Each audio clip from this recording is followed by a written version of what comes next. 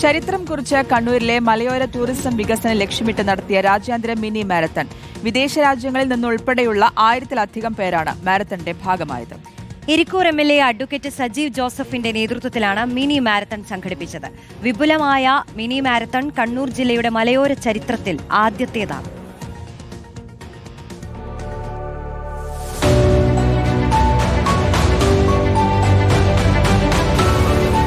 സമുദ്രനിരപ്പിൽ നിന്നും 4500 അടി ഉയരത്തിലുള്ള പൈതൽമല, 360 ഡിഗ്രി കാഴ്ചാനുഭവം സാധ്യമാക്കുന്ന പാലക്കയം തട്ട്, അഴകേറിയ അളകാപുരി വെള്ളച്ചാട്ടം, ശശിപ്പാറ, ഏഴരക്കുണ്ട് വെള്ളച്ചാട്ടം, കാഞ്ഞിരക്കൊല്ലി, കുന്നത്തൂർപാടി, കലാങ്കി, തിരുനെറ്റിക്കല്ല്.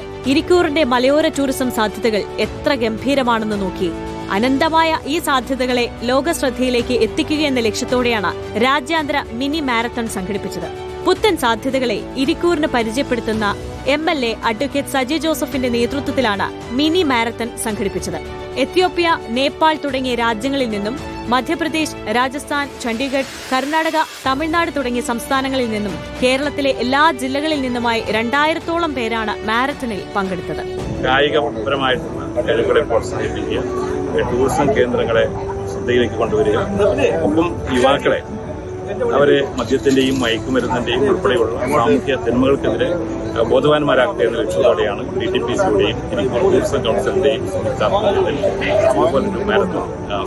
പയ്യാവൂരിൽ നിന്നും ആരംഭിച്ച മാരത്തൺ 12.5 കിലോമീറ്റർ പുലിക്കുരമ്പയിലാണ് സമാപിച്ചത്. സ്ത്രീകളും കുട്ടികളും തുടങ്ങി പ്രായമായവർ വരെ മിനി മാരത്തണിന്റെ ഭാഗമായി. കണ്ണൂർ ജില്ലയുടെ മലയോര ചരിത്രത്തിലെ പുത്തൻ ചുവടുവയ്പായി മിനി മാരത്തൺ മാറി. ടൂറിസം മേഖലയ്ക്ക് മിനി മാരത്തൺ ഊർജം നൽകുമെന്നാണ് സംഘാടകരുടെ പ്രതീക്ഷ. റിപ്പോർട്ടർ, കണ്ണൂർ.